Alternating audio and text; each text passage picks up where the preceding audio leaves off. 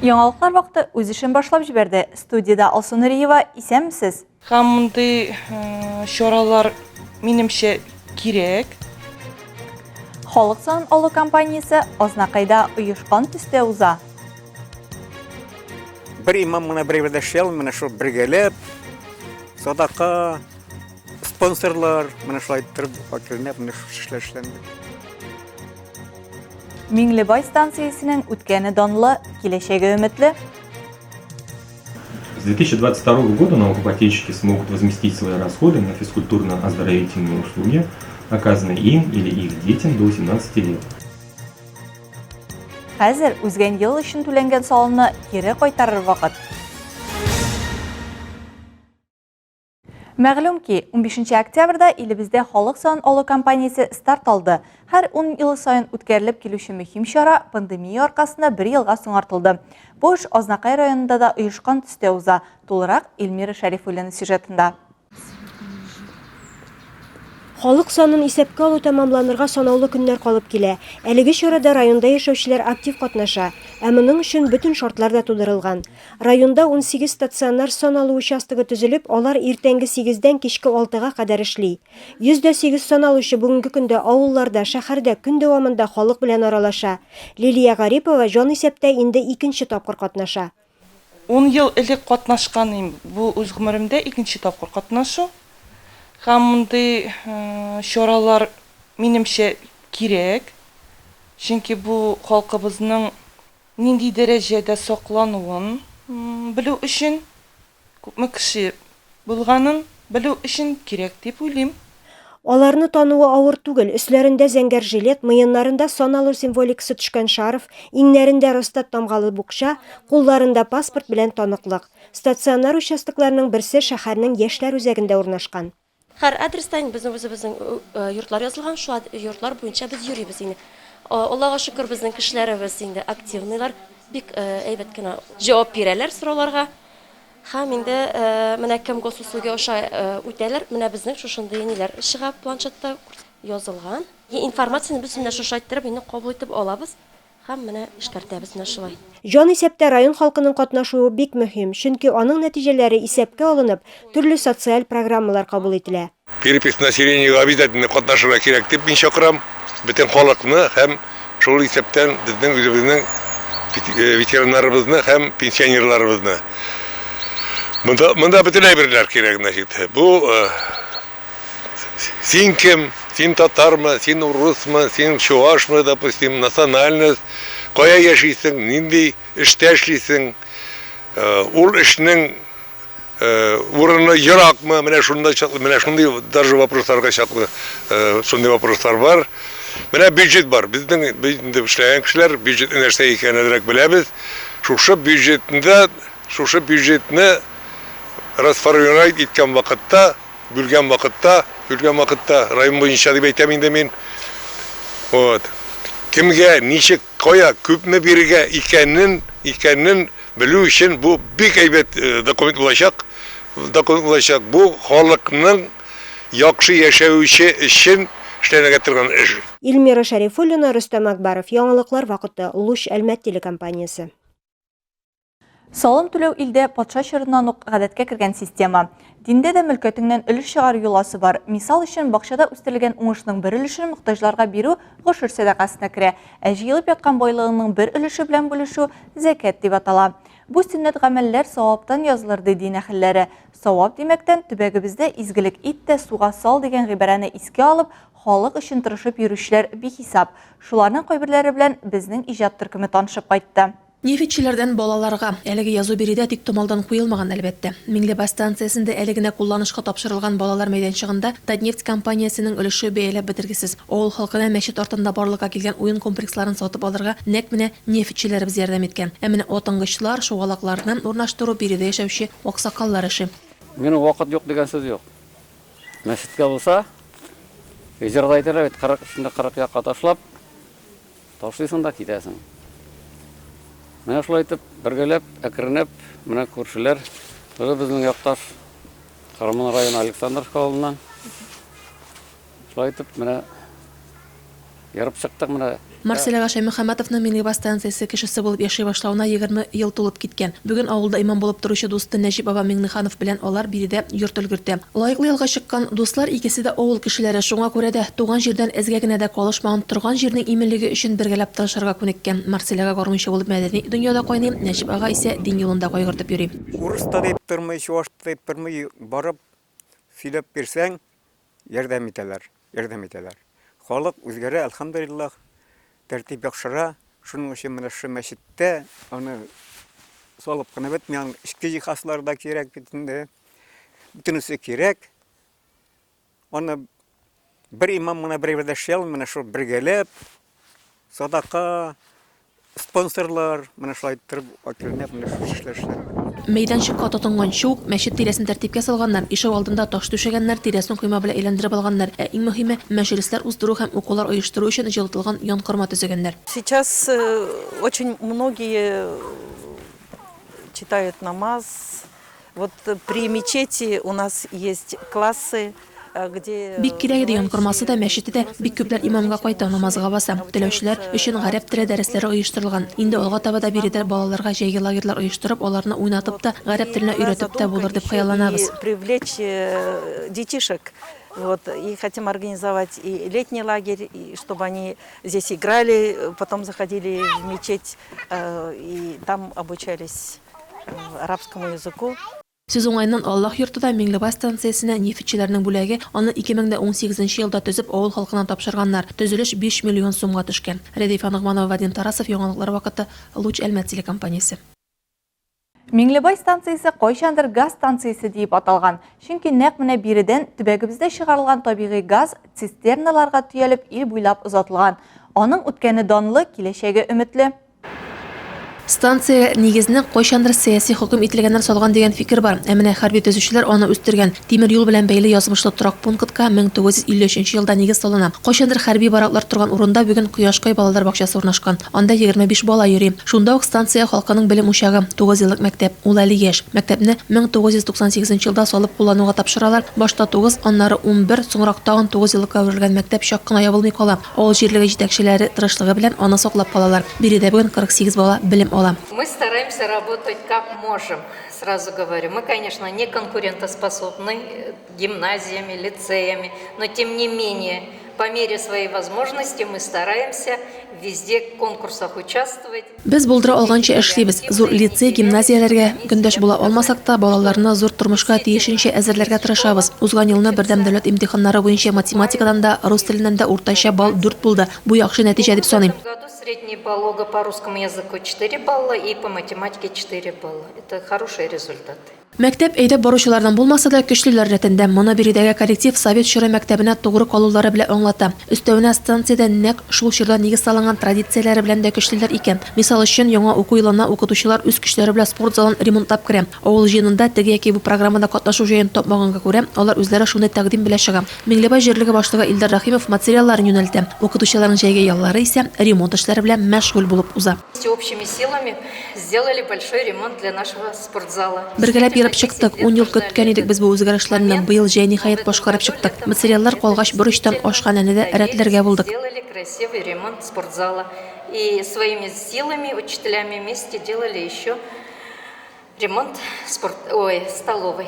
Станциядә 256 йорт исәпләнә, аларда рәсми рәвештә 700-дан артык кеше теркәлгән. Торак пункт Миңлебай авылы җирлегенә карый. Станциядә үзенең мәдәният йорты да бар, ул куллануга вакымдагы елны гына тапшырылган. Төгеләрәк әйткәндә, мәдәният йорты төзелеше 2019 елда тәмамлана, тик газ бирү проблемаларын хәл итү 1 елдан артык сузыла. Хәзер биредә җылы бар. Мәдәният йорты федераль программа бәрабәренә мөмкин була. Биредә торак пунктта яшәүче олышсыз кешесенә барлык уңайлыклар да тудырылган. Өстәл теннисы, бильярд, башка күмәк уеннар уйнарга була. Җырмың яратучыларга иркен сәхнәсе, күңелгә ятышлы тамаша залы бар. Клуб мөдире Сирина ханым сүзләренчә, биредә кул эшләре буенча түгәрәкләр эшли, ә яшь күңелләр исемле халык гармунчылар ансамбле үзен инде республикада гына түгел, Россиядә дә танытты.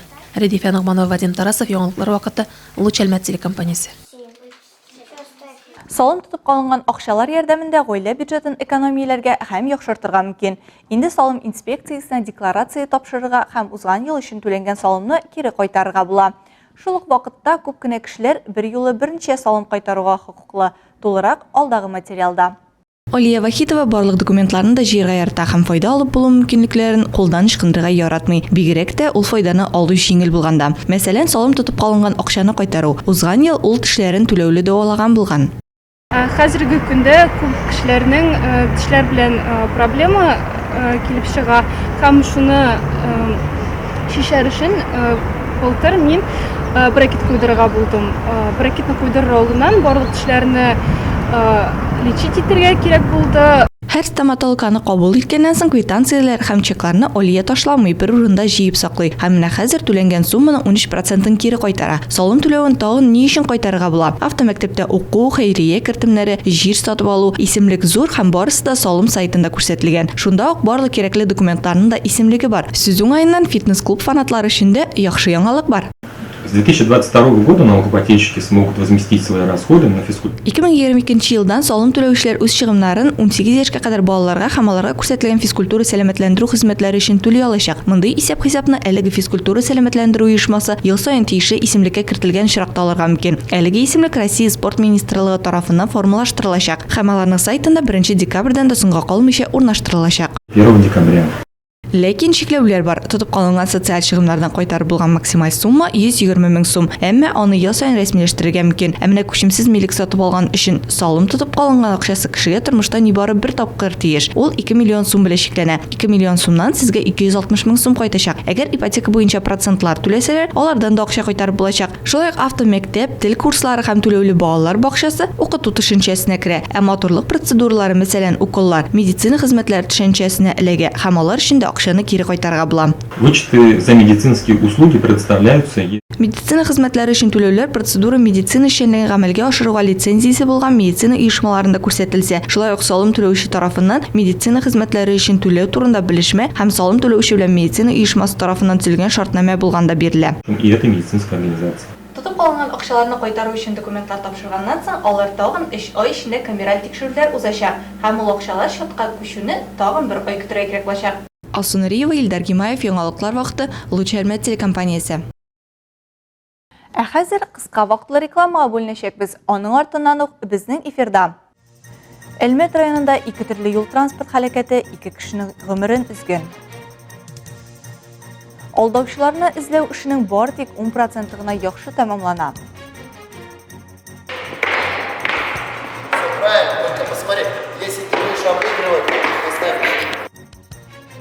Әлмәттә хоккей җыеннары узды. Реклама тиз узачак, безнең белән калыгыз.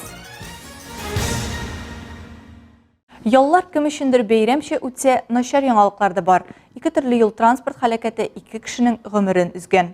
Беренче очрак 3 ноябрьдә 21 саат 55 минутта Ленин урамы буенча 11-нче йорт каршында булган. 21 яшьлек Калина автомобиле йөртүче Ленин урамы буенча Чехов урамы ягыннан Тукай проспекты юнәлешендә хәрәкәт иткән. Башлангыч мәгълүматларга караганда, ул киләми торган җәяүләр юлы аша үткәндә өстенлек бирми һәм 1962 елы җәяүлене бәрдерә. Ирак киләми торган җәяүләр кичүе буенча хәрәкәт иткән була. Юл транспорт һәлакәте нәтиҗәсендә тән җәрәхәтләре булган җәяүле Татнефть медсанчастьның кабул итү бүлмәсенә китерелгән. Анда төнлә аңына килмичә үлгән. Икенче очрак шул ук көнне берничә сәгатькә алдарак Миңлебай авылында Фатих Кәрим урамының 72А номерлы йорт янында булган. 19 яшьлек Лифан автомобиле йөртүче Бикшурин урамы ягыннан Гыймаев урамына таба юл тота. Башлангыч мәгълүматларга караганда, ул куркынычсыз тизлек сайламый. Нәтиҗәдә 1984 елы җәяүлене бәрдергән. Хатын-кыз машиналар йөрү өлеше буенча бара торган була. Юл транспорт һәлакәте нәтиҗәсендә җәяүле алган травмалардан вакыйга урынында вафат була. Кырыгалдарлар күбәйгәннән күбәя бара. Полициягә мөрәҗәгать итүчеләр дә артканнан арта. Аларның сүзләренә караганда, алдаучыларны эзләү эшенең бар тик 10% гына яхшы тамамлана. Чираттагы эш шулар санына керә. 2020 елның сентябрендә Россия Ичке эшләр министрлыгының Әлмәт районы буенча бүлегенең кизүчәсенә 37 яшьлек ханым билгесез караклык ысулы белән 10 мең сум акча урлаган дигән гариза белән мөрәҗәгать итә. Зыян күрүче интернет аша арзанлы тун сатып алырга карар кылган. Тиешле белдерүне популяр социаль шәртәләрнең берсендә тапкан. Аңа шунда ошаган туны табыла һәм ул шунда ук аны сатып алырга карар кыла. Сатучы белән килешкәч, ул уйлап та тормыйча аның счетына 10 мең сум акча күчергән. Билгеләнгән срокта хатын посылканы алмаган, ә интернетта белдерү бите юкка чыга һәм сатучының телефоны сүндерелә. Ул чакта ханым ярдәм сорап полициягә мөрәҗәгать итәргә була. Оператив эзләү чаралары нәтиҗәсендә җинаятьчеләрне эзләү бүлеге хезмәткәрләре әлеге җинаять кылуда шикләнеп 22 яшьлек хатын-кызны тоткарлаган. Ул табыш алу максатыннан социаль челтәрләрдә булган мех әйберләрен отышлы бәядән сату турындагы белдерүләр урнаштырган. 100% алдан түләнгәннән соң сәхифәне бетергән, ә акчаны шәхси ихтыяҗларына сарыф иткән. Әлмәт оперативниклары аны Волгоградта яшәү урыны буенча тоткарлаган. Әлеге факт буенча Россия Ичке эшләр министрлыгының Әлмәт бүлеге тикшерүчеләре Россия Федерациясе җинаять кодексының 159 статьясының 2нче өлешендә каралган җинаять билгеләре буенча җинаять эше кузгатты. Шикләнүчедән чыгып китмәү һәм үз-үзен тотышы турында подписка рәвешендә кисәтү чарасы сайланган. Алия Байрамалова, Яңалыклар вакыты, Луч Әлмәт телекомпаниясе. Алга таба хоккей турында. Көзгү каникуллар вакытында нефтяник хоккейга әзерлек үзәгендә җыеннар узды. Ничә яшьлек спортчылар кайлардан җыелганы Лена Хасаншина материалында. Нефтяник хоккейга әзерлек үзәге уникаль корылма мондыйлар илебездә берничә генә. Үзәктә 45 урынга исәпләнгән кунакханә комплексы да бар. Ул калабызга башка шәһәрләрдән уйнарга килүчеләрне кайгыртып эшләнгән. Готовы? Поехали! Кунакханә бу көннәрдә дә буш тормады, биредә хоккей җыеннары узды. Узган атнада Акбарс хоккей академиясе спорт мәктәбе базасында капкачыларны һәм уенчыларны техник яктан үстерү буенча махсус тренировкалар оештырды. На сборы от Академии Акбарс мы приехали уже не в первый раз и далеко не. Акбарс академиясеннән җыеннарга без беренче тапкыр килмәдек. Мондый дәрәҗәдәге тренировкалар, мондый югары профессиональлек теләсә кая юк. Безгә бик ошый. Мондый җыеннардан соң баланың нәтиҗәләре тагын да яхшыра. Ребенок поднимается на несколько голов выше после того, когда посетит эти сборы. Ему тут очень нравится. Мы уже не первый раз, и не второй, поэтому как бы очень нравится и нам. Бик ошый, безнең икенче генә килүебез түгел. Акбарста уйнарга тели, шуңа күрә Акбарста җыеннар диюгә барачакмын ди бала. Сезнең әзерлек дәрәҗәсе бик яхшы. Мондыйны бүтән күрмәдем. Безгә бик ошый. Очень нравится. У вас очень хороший уровень подготовки. В общем, для ребенка я считаю, что это праздник спорта и общение с теми. Бала өчен бу спорт бәйрәме һәм югары әзерлек дәрәҗәсенә ия булган тренерлар белән аралашу дип саныйм. Тренерлар составының балалар белән эшләү методикасының дәрәҗәсен билгеләп үтәсем килә. Бу бик күренә. Балалар авыз ачып тыңлый, алар биргән мәгълүматны бик тирән һәм җитди кабул итә. Шуңа күрә бары уңай хисләр, бик канәгать һәм киләсе җыеннарга килергә планлаштырабыз. Уже планируем приезд на сбор следующий. Правильно, только посмотри, если ты будешь обыгрывать, поставь. Хоккейчылар әзерләү үзәгендә узган көзге җыеннарга Россиянең төрле төбәкләреннән 6 яшьтән алып 14 яшькә кадәр хоккейчылар килде. Кунакларның географиясе киң. Улан-Удэ, Сыктывкар, Северодвинск, Надым, Ульянов, Самара, Түбән-Кама, Санкт-Петербург, Мәскәү. Интенсив хоккей әзерлеге бузда һәм спорт залында көн саен 2 тренировканы үз эченә алды. Яшь хоккейчылар белән 2 капкачы һәм 4 скиллс инструктор эшләде. Лина Хасаншина, Дамир Курбанов, Яңалыклар вакыты, Луч Әлмәт телекомпаниясе. 4 көнлек яллар Әлмәт хоккейчылары өчен эзсез узмады. Нефтяник хоккей командасы үзендә кабул иткән көндәшләрен җиңелү белән узатты. Үзбезендә нефтяникның 3нче көндәше Екатеринбургның автомобильче структурасына керүче яшь егетләрдән торучы югары пышмадан Горняк УГМК хоккей командасы булды. Владимир Пешехонов тапшыруыннан 2нче минутта көндәшнең капкасын Данил Гыйзатуллин ача. 2нче период хуҗаларының сценарий буенча дәвам итә. 3нче минутта нефтяникның өстенлеген Денис Ляпустин арттыра. Ә бераздан Артур Балтанов Горняк УГМК капкасына алка кертә. Тәнәфескә кадәр кунаклар тактиканы алыштыра һәм хуҗаларның хаталары аркасында бу ураллыларга нәтиҗә китерә. Дружиналар тәнәфескә 3-2 исәбе белән китә. Соңгы 20 минут диярлек ике команданың да актив хәрәкәтләрендә дәвам итә. Денис Ляпустинның үз зонасыннан ыргыту матчка нокта куя 4-2. Нефтяник сезонның үзбезендәге 3нче сериясын Южный Уралны җиңүдән башлый. Аннан тагы 2 матчта хуҗалар җиңү яулый. Әлмәтлеләр безнең нефтяник Чиләбелеләрне дә җиңә алуына ышана. Нефтяник үзбезендә узган сериянең йомгаклау матчын 6 ноябрьдә Челметка каршы уздырды. Командаларны матч алдыннан 4 очко айырып торды. Әлмәтлеләр өчен гадәттәгечә Челмет белән авыр узатырган уеннар бу елы башкача узды. Беренче периодта командалар максималь пөхтә уйный, кунакларга нибары 2 минут штраф салына. Әмма нефтяник күпчелекне тормышка ашыра алмый. Бераз соңрак счет тигез составларда ачыла. Данил Гыйзатуллинның тапшыруыннан Денис Ляпустин файдалана. Икенче период тагын да кызыклырак була. Икенче алканы кунаклар капкасына Данил Гыйзатуллин җибәрә, ә 32нче минутта Антон Лазарев аерыла. Тиздән Радель Галеев топшыруыннан Владимир Пешехонов исәпне 2-0-га кадәр җиткерә. Матчта җиңү нуктасын Пешехоновның 58-нче минуттагы төгәл ыргылышы куя. 5-0 Нефтяникның ышанычлы җиңүе. Безнең команда өйдә 100% очко җыя. 4 матчта 8 очко. Алда Пенза, Казан, Самара, Тольятти маршруты буенча сәяхәт. Бу сезгә җиткерәсе соңгы мәгълүматыбыз иде. Мин Алсу Нуриева һәм монтаж операторы Олия Бейрамалова сезнең белән саубуллашабыз. Киләсе очрашларга кадәр.